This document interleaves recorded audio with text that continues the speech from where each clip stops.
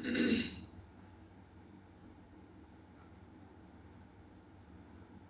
शांति। आज 10/6/2025 प्रातः मुरली ओम शांति बाप दादा मधुर। मीठे बाबा के मधुर वाक्य हैं। बाबा ने प्यार से कहा, मीठे बच्चे, तुम ही श्रीमत पर सबको सुख देना है। सुख देना है लेकिन श्रीमत पर।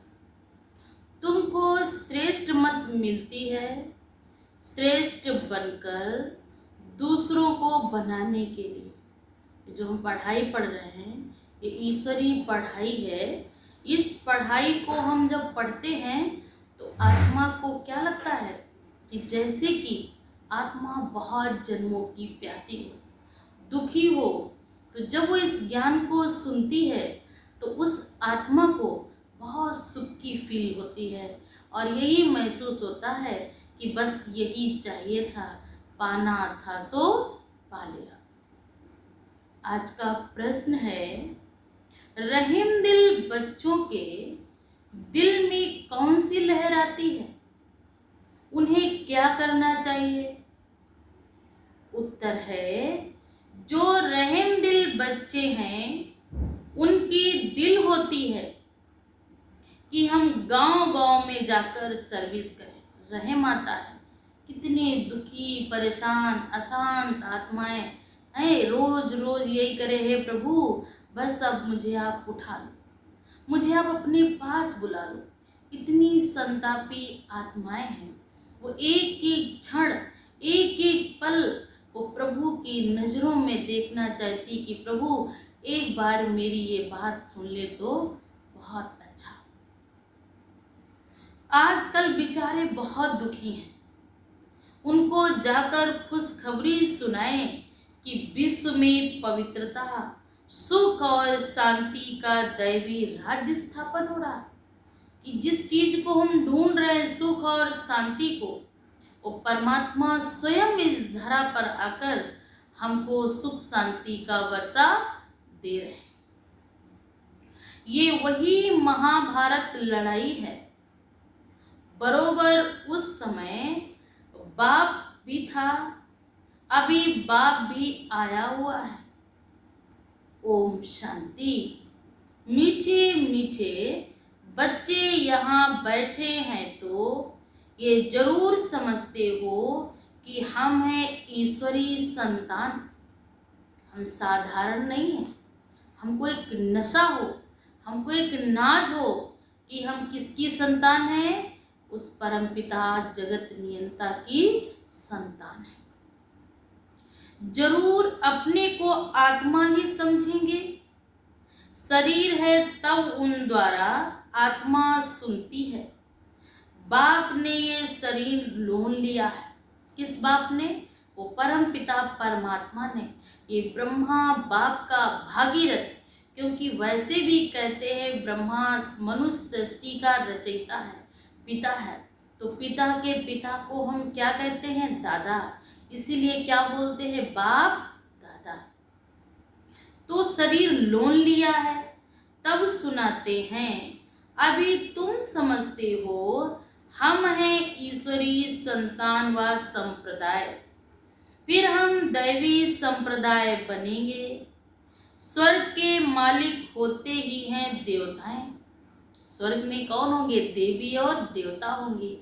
इसीलिए जो हमारा आने वाला कल होगा वो कैसा होगा, उसका वर्णन कुछ इस तरह किया गया कि जहाँ एक धर्म, एक राज्य, एक भाषा, एक कुल, और बाबा ने कहा कि वहाँ पर पशु पक्षी भी एक साथ एक घाट पानी पिएंगे, क्योंकि उनके अंदर हिंसात्मक वृत्ति भी नहीं होगी, क्योंकि वो पवित्र राज्य है। इसीलिए उस राज्य का नाम भी रखा गया सत्ययुग। माना वहाँ पर सत्य है, झूठ का जरा भी रत्ती नहीं।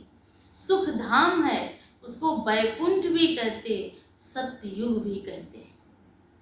तो अभी तुम समझते हो हम हैं ईश्वरीय संतान व संप्रदाय, फिर हम दैवी संप्रदाय बनेंगे। स्वर्ग के मालिक होते ही हैं देवताएं। हम फिर से 5000 वर्ष पहले मुआफिक दैवी स्वराज्य की स्थापना कर रहे हैं। फिर हम देवता बन जाएंगे। इस समय सारी दुनिया, भारत खास और दुनिया आम, सब मनुष्य मात्र एक दो को दुख देते हैं और जरा भी देरी नहीं करते एक दूसरे को दुख देने में, एक दूसरे को मारने में, एक दूसरे के साथ ठगी करने में, हेरा फेरी करने में, झूठ बोलने में। पता भी है कि कुछ भी नहीं संग लाए हैं, कुछ भी नहीं साथ ले जाएंगे, फिर भी मनुष्य की कहावत है ना, विनाश काले विपरीत बुद्धि। तो मनुष्य की इतनी दुर्बुद्धि हो गई, वो एक दूसरे के प्रति विश्वासघात, झूठ, हेरा फेरी, उसका अकल्याण करके उसको सुख की फील होती है, क्योंकि ये है कलयुग अर्थात दुख धाम। तो यहाँ पर मनुष्यों की उल्टी बुद्धि हो गई।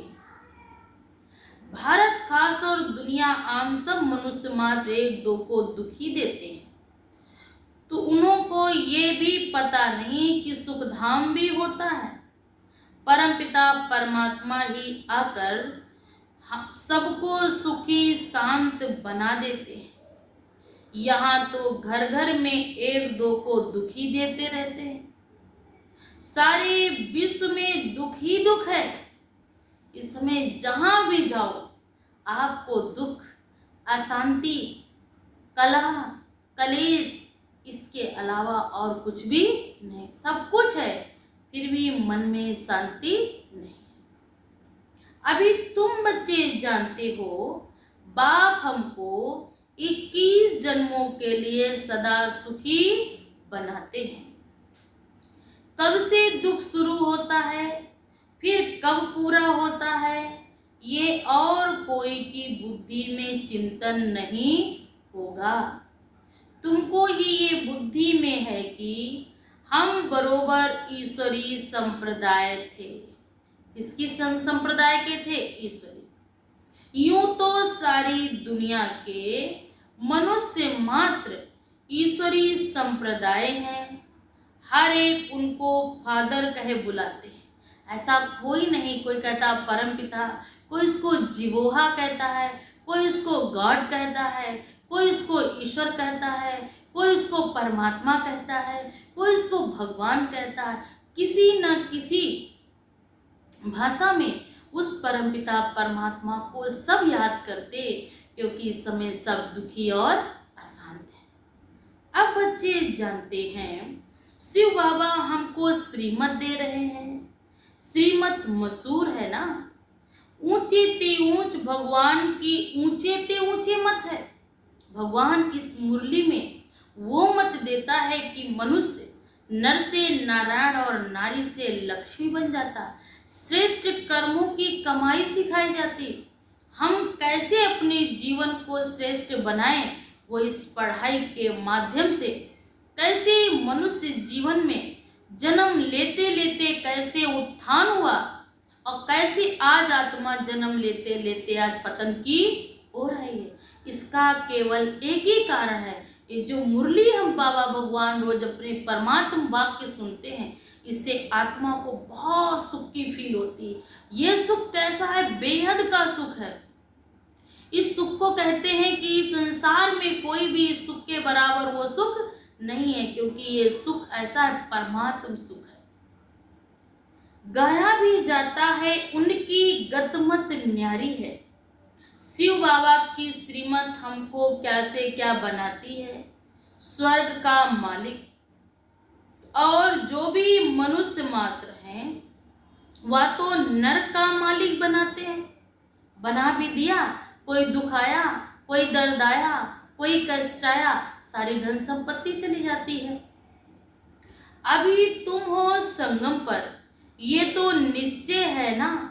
निश्चय बुद्धि ही यहाँ आते हैं और समझते, बाबा हमको फिर से सुखधाम का मालिक बनाते हैं। हम ही 100% पवित्र ग्रस्त मार्ग वाले थे। ये स्मृति आई है 84 जन्मों का भी हिसाब है ना। कौन कौन कितने जन्म लेते हैं, जो धर्म बाद में आते हैं उन्हों के जन्म भी थोड़े होते हैं। तुम बच्चों को अब ये निश्चय रखना है, हम ईश्वरी औलाद हैं। हमको श्रेष्ठ मत मिलती है सबको श्रेष्ठ बनाने के लिए। हमारा वही बाबा हमको राजयोग सिखलाता है। मनुष्य समझते हैं कि वेद शास्त्र आदि सब भगवान से मिलने के रास्ते हैं, और भगवान कहते इनसे कोई भी मेरे साथ मिलता नहीं है। जब तब हवन पाठ पूजा द्वापर से हम करते आए हैं, लेकिन आत्मा के उत्थान की बजाय और आत्मा पतन की ओर आई है, नीचे ही आई है। क्योंकि भगवान ने स्पष्ट कहा, मैं सब चीजों से प्राप्त होने वाला नहीं, मैं जो हूँ, मैं जैसा हूँ, मैं अपना परिचय स्वयं आकर देता हूँ, और मूढ़मती लोग मुझे पहचान नहीं पाते हैं। वो इन सब चीजों से खुश नहीं होता है, वो तो सिर्फ आकर के मुझे श्रेष्ठ कर्म करने की क्या देता है, शिक्षा देता है।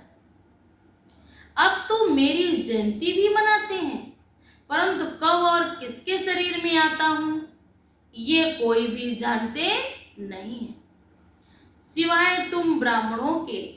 अभी तुम बच्चों को सबको बाबा ने कहा सुख देता है। भगवान क्या देता, दुख नहीं देता।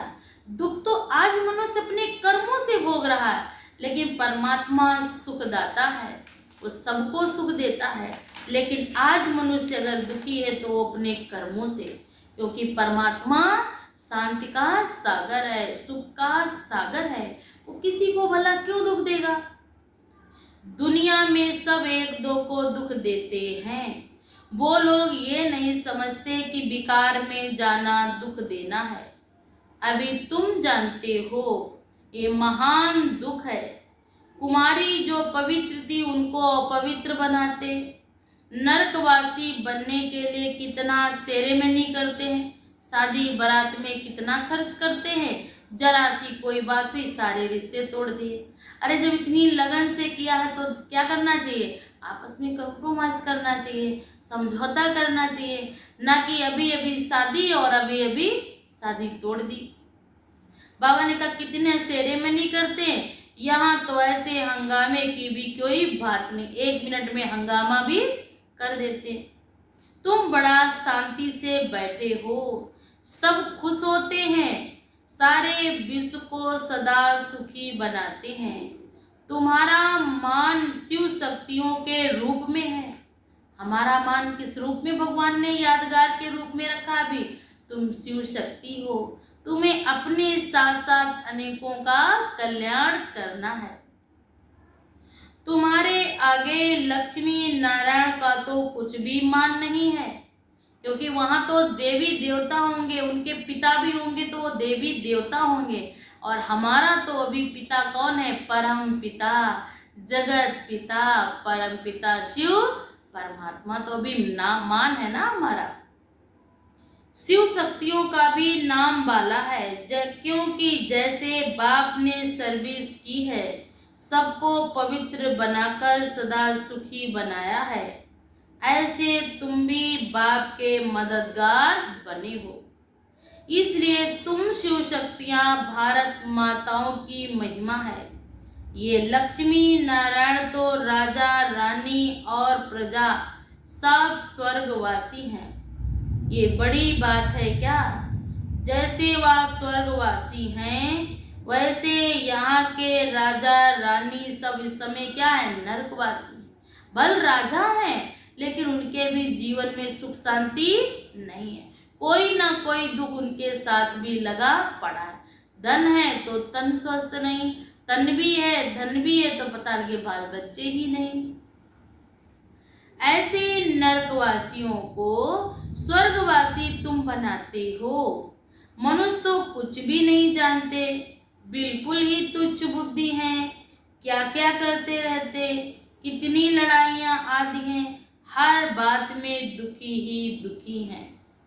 सतयुग में हर हालत में सुख ही सुख होता है।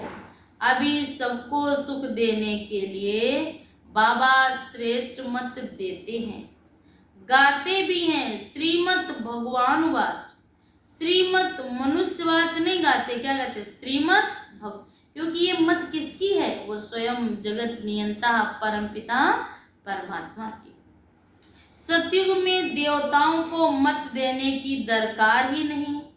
यहाँ तुमको श्रीमत मिलती है, बात के साथ तुम गाए जाते हो शिव शक्तियाँ। अभी फिर से वो पार्ट प्रैक्टिकल में बज रहा है। अब बाप कहते हैं तुम बच्चों को मनसा वाचा कर्मणा सबको सुख देना है। मन में भी किसी के लिए दुख की कोई एक शब्द भी ना हो, संकल्प भी ना हो। वाचा कर्मणा, एक दो को नहीं, सबको सुख देना। कोई कैसी भी आत्मा, आपको सुख देना है। सबको सुख धाम का रास्ता बताना है। तुम्हारा धंधा ही ये हुआ। शरीर निर्वाह पुरुषों को धंधा भी करना होता है। कहते शाम के समय देवताएं परिक्रमा पर निकलते हैं। अब देवताएं यहाँ कहाँ से आए? परंतु इस समय को शुद्ध कहते हैं। कहते हैं कि नुमा शाम के समय या रात के समय 12 बजे के बाद ब्रह्म मुहूर्त में भगवान और देवी देवतागण सब क्या करते हैं? परिक्रमा करते हैं। क्योंकि ब्रह्म मुहूर्त का समय शुद्ध होता है। उस समय को अमृत बेला कहते हैं, वो पवित्र बेला होती। उस समय स्वयं भगवान हम बच्चों की भाग्य की रेखा खींचते हैं। तो इस टाइम को सबको फुर्सत भी रहती, सब सोए पड़े रहते हैं। जिनको ईश्वरी कमाई करनी है, उस भाग्य विधाता से भाग्य की कलम से खिंचवाना है, वही जगे रहते। बाकी दुनिया के लिए वालों के लिए तो क्या होती? रात होती है। तुम बच्चों को चलते फिरते उठते बैठते याद करना है। बस कोई देनधारी की चाकरी आदि नहीं करनी है। बाप का तो गायन है ना, द्रौपदी के पांव दबाए। इसका भी अर्थ नहीं समझते। स्कूल में पांव दबाने की बात नहीं है। बाबा के पास बुढ़िया आदि बहुत आती हैं, बुजुर्ग माताएं आती, दुखी होती हैं, तो उनको भगवान का शब्द सुनती, प्यार मिलता तो भगवान के प्यार में खो जाती। भक्ति करते करते थक गई हैं, आधा कल्प बहुत धक्के खाए हैं, तो यहाँ पैर दबाने का अक्षर तो उठा लिया कि भगवान का बनने से परमात्मा इतना सुख देता है कि जैसे उनकी सारी थकान दूर हो जाती। कोई थका हो तो क्या कहते? पैर दबा दो, तो क्या लगता? उसकी सारी थकान दूर हो जाती। अब श्री कृष्ण पांव कैसे दबाएंगे? शोभेगा? तुम श्री कृष्ण को पांव दबाने देंगी? कोई अगर आ जाए कृष्ण पर देंगे? नहीं देंगे ना। कोई बड़ा अगर छोटे के पैर दबाता तो कहते नहीं आप रहे। श्री कृष्ण को देखते ही उनको चटक पड़ेगी। उनमें तो बहुत चमत्कार रहता है। श्री कृष्ण के सिवाय और कोई की बात बुद्धि में बैठती ही नहीं है। वही सबसे तेजोमय है। श्री कृष्ण बच्चे ने फिर मुरली चलाई। बात ही नहीं जचती। यहाँ तुम शिव बाबा से कैसे मिलेंगे? तुम बच्चों को बोलना पड़ता है, शिव बाबा को याद कर फिर इनके पास जाओ। तुम बच्चों को तो अंदर में खुशी रहनी चाहिए कि हमको सुखी बनाने वाला वो परमपिता परमात्मा स्वयं हमारे लिए आया है। बाप 21 जन्मों के लिए, वो भी 1-2 जन्मों के लिए नहीं, कितने जन्मों के लिए? 21 जन्मों के। ऐसे बाप के पिछाड़ी तो कुर्बान जाना चाहिए। कोई सपूत बच्चे होते तो बाप कुर्बान जाते, बाप की हर कामना पूरी करते। कोई तो ऐसे बच्चे होते हैं जो बाप का खून भी कर देते हैं। आजकल तो बच्चों का क्या कहना।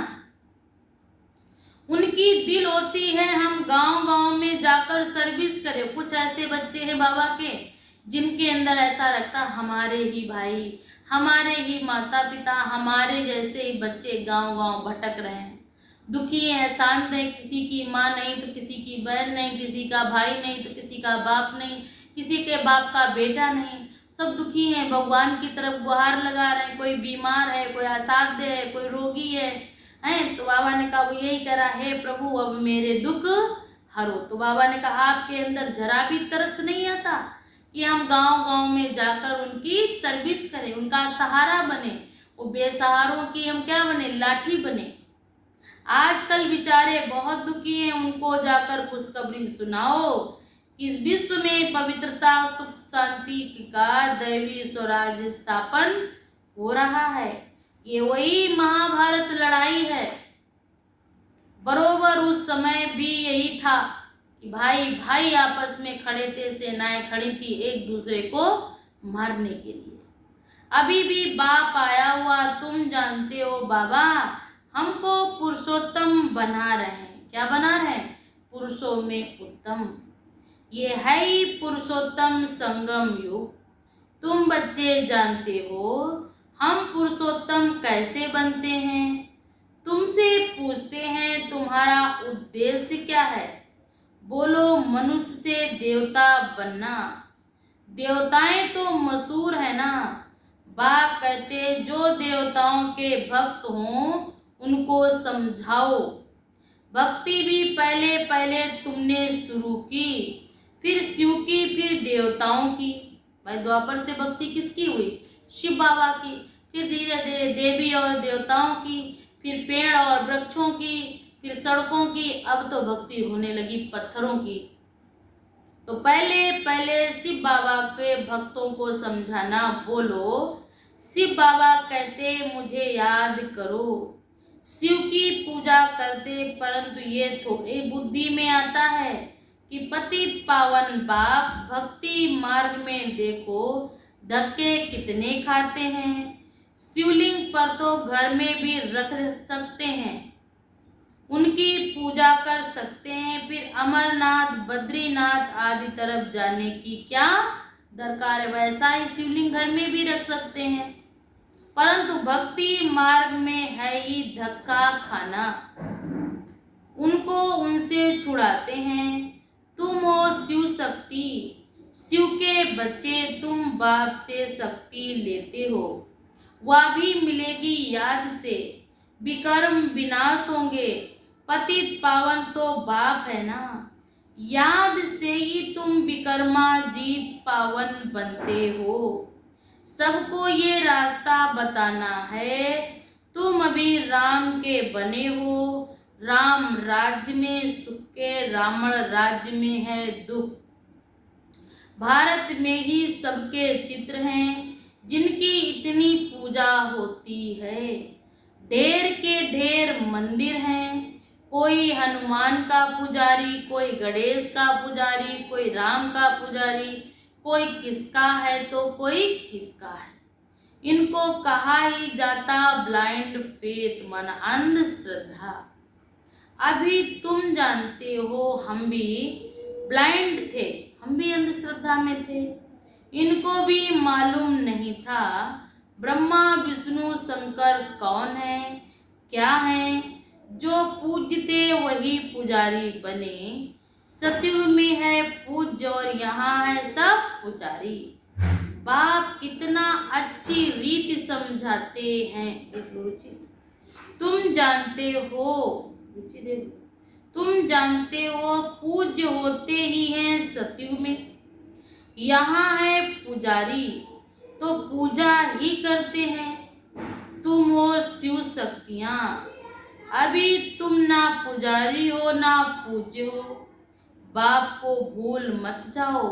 ये साधारण तन है ना, इसमें ऊंचे ते ऊंच भगवान आते हैं। तुम बाप को अपने पास निमंत्रण देते हो ना, बाबा आओ, हम बहुत पतित बन गए हैं। पुरानी पतित दुनिया, पतित शरीर में आकर हमको पावन बनाओ। बच्चे निमंत्रण देते, यहाँ तो कोई पावन नहीं है। जरूर सभी पतितियों को पावन बनाकर ले जाएंगे, तो सबको शरीर छोड़ना पड़े ना। मनुष्य शरीर छोड़ते हैं तो कितना हाय दोष मचाते हैं।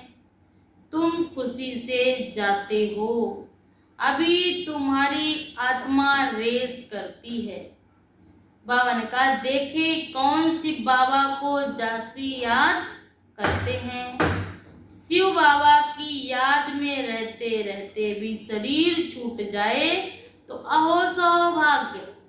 ईश्वर की याद में अगर शरीर भी छूट जाए तो अहो सौभाग्य, बेड़ा ही पार है। सभी को बाप कहते ऐसे पुरुषार्थ करो। सन्यासी भी कोई कोई ऐसे हैं, ब्रह्म में लीन होने के लिए अभ्यास करते, फिर पिछाड़ी में ऐसे ही बैठे बैठे शरीर छोड़ देते हैं। सन्नाटा हो जाता है। जब शरीर छोड़ते हैं तो क्या फैल जाता है? सन्नाटा। सुख के दिन फिर आएंगे, इसके लिए ही तुम पुरुषार्थ करते हो। बाबा हम आपके पास चलें, आप ही को याद करते करते जब हमारी आत्मा पवित्र हो जाएगी तो हम आप सबको हमको साथ ले जाएंगे। आगे जब काशी कलवट खाते थे तो बहुत प्रेम से खाते थे, हैं, एक एक शरीर को टुकड़ों में बांटते थे, लेकिन उनके अंदर एक लगन थी कि ये जो कुछ हो रहा है ये प्रभु को खुश करने के लिए या अपने पापों को काटने के लिए। तुम बाप को याद करते हो तो इस याद के बल से पाप कटते हैं। वह समझते हैं हमारे फिर पानी से पाप कट जाएंगे, मुक्ति मिल जाएगी। अब आप समझाते वह कोई योग बल नहीं है। पापों की सजा खाते खाते फिर जाकर जन्म लेते हैं। कोई कोई तो इतनी भोगी आत्माएं हैं, कई बाबा ने कहा कई जन्म लेती हैं, फिर तुरंत छोड़ती, फिर जन्म लेती, फिर छोड़ती। मतलब बाबा ने कहा फिर जाकर कहीं जन्म मिलता है, तब कहीं जीवन जीती हैं। तो बाबा ने कहा क्या है? इनके सर पर पापों का बोझा है। कर्म अकर्म विकर्म की गति भी बाप बैठ समझाते हैं। जो भी हम कर्म करते हैं इस समय तो क्या बन रहे? विकर्म। और सत्युग में जो भी कर्म करेंगे उस वहां क्या बनेंगे? सब अकर्म। राम राज्य में कर्म अकर्म होते, रावण राज्य में इस समय सब कर्म विकर्म हो जाते। वहां कोई विकार आदि होता ही नहीं, विकार की सबको अविद्या है। अच्छा, मीठे मीठे फूल बच्चे जानते हैं। क्या जानते हैं? बाप हमको सब युक्तियां बताते हैं, कैसे हमारे पाप कटेंगे, कैसे हमें मुक्ति मिलेगी, कैसे हम दूसरों को रास्ता बताएं ताकि उनका भी जीवन श्रेष्ठ पावन बन जाए। सब राज समझाते। मुख्य बात यह है कि बाप को याद करो। पतित पावन बाप तुम्हारे सामने बैठे, कितना निर्माण है, कोई अहंकार नहीं, बिल्कुल साधारण रहते चलते हैं। बाप दादा दोनों ही बच्चों को सर्वेंट के रूप में कहते, मैं तुम्हारे दोनों के सर्वेंट हूँ। बाबा ने कहा अभी भी हूँ और आगे भी तुम्हारी मदद करूँगा। ऊंचे त्यों शिव बाबा, फिर प्रजापिता ब्रह्मा। वो लोग त्रिमूर्ति ब्रह्मा कह देते हैं, अर्थ थोड़े ही समझते हैं। त्रिमूर्ति ब्रह्मा क्या करते हैं कुछ भी किसी को पता नहीं, कि उनका तो कार्य ही अलग है, सृष्टि की स्थापना। अच्छा, मीठे मीठे सिकिले बच्चों प्रति माता पिता बाप दादा का याद प्यार और गुड मॉर्निंग। रूहानी बाप की रूहानी बच्चों को नमस्ते।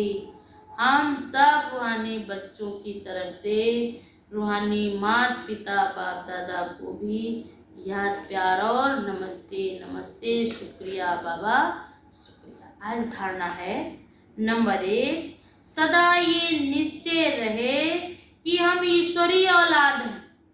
हम साधारण नहीं, हम किसकी संतान है? ईश्वरी। हमें श्रेष्ठ मत पर चलना है, किसी को भी दुख नहीं देना, सबको सुख का रास्ता बताना है, किसी को भी दुख नहीं देना, सबको सुख का रास्ता बताना है। नंबर 2, सपूत बच्चा बन बाप पर कुर्बान जाना है, बाप की हर कामना पूरी करनी है। जैसे बाप दादा निर्माण और निरहंकारी हैं, ऐसे बाप समान बनना है। ऐसा निर्माण और निरहंकारी। आज का वरदान है, स्वउन्नति द्वारा सेवा में उन्नति करने वाले सच्चे सेवाधारी भव। आज का भावार्थ है, स्वउन्नति सेवा की उन्नति का विशेष आधार है। स्वउन्नति कम है तो सेवा भी कम है। तो सिर्फ किसी को मुख से परिचय देना कि सेवा नहीं है, लेकिन हर कर्म द्वारा श्रेष्ठ कर्म की प्रेरणा देना, ये भी सेवा है। जो मनसा वाचा कर्मणा सदा सेवा में तत्पर रहते हैं, उन्हें सेवा द्वारा श्रेष्ठ भाग्य का अनुभव होता है। जितनी सेवा करते उतना स्वयं भी आगे बढ़ते हैं। अपने श्रेष्ठ कर्म द्वारा सेवा करने वाले सदा प्रत्यक्ष फल प्राप्त करते रहते। उनको प्रत्यक्ष में फल मिले, कल होगा वो तब देखा जाएगा, लेकिन उनके सामने प्रत्यक्ष में ही फल होता है। स्लोगन है, समीप पाने के लिए सोचना, बोलना और करना समान बनाओ। समीप पाने के लिए सोचना, बोलना और करना समान बनाओ। आज अव्यक्त इशारे हैं। आज बाबा ने सेवा दी है कि एकाग्रता का आधार है अंतर्मुखता। अंतर्मुखता में रहने से सूक्ष्म शक्ति की लीलाएं अनुभव करेंगे। जितना जितना अंतर्मुख होंगे, उतनी सूक्ष्म में जो लीलाएं होंगी, उसका हम आंखों से, इन्हीं आंखों से प्रैक्टिकल में देखें। आत्मिक स्थिति में रहे, आत्माओं का आवाहन करना है, आत्माओं से रूह रिहान करना है, आत्माओं के संस्कार स्वभाव को परिचय करना है, परिवर्तन करना है, आत्माओं का बाप से कनेक्शन जुड़वाना है। सुना क्या क्या ड्यूटी मिली है? परिचय देना है, उन आत्माओं का कनेक्शन बाप से जुड़वाना है। ऐसे रूहानी लीला का अनुभव होता होगा कब? जब हमारा बाप से अटूट प्यार होगा तब। जब तक प्यार नहीं होगा हमारे परिवार से, बाप से, तब तक हम उनको ये सब चीज़ें को उनका परमात्मा से कनेक्शन कराना है, उनसे सूक्ष्म लीलाओं को उनको दिखाना है, साक्षात्कार कराना। ये कब संभव होगा? जब मेरे अंदर अपनत्व की भावना होगी, अपनापन होगा, तभी हम उनको अपने अंदर से फील करा सकते, हम आपके हैं और आप मेरे हैं। तो ये मुरली का सार था। मुरली में ये समझानी, ये पढ़ाई दी जाती है, पढ़ाई जाती है कि आपका अंतर्मुख, जितना हम शांति की गुफा में रहेंगे, तब तक हम अंदर के तह पे तह जो खजाने हैं उनका हम आत्मसात कर पाएंगे।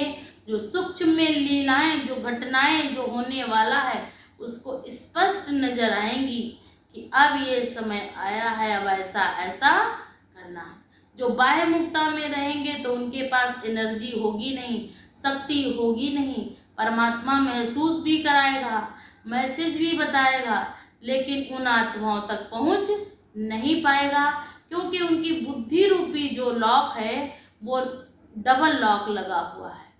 तो जो फालतू की बातों में अपना टाइम वेस्ट करते हैं, तो बाबा ने कहा उनको समझाना माना क्या है, पत्थर पर बार बार लकीर खींचना। अच्छा, ओम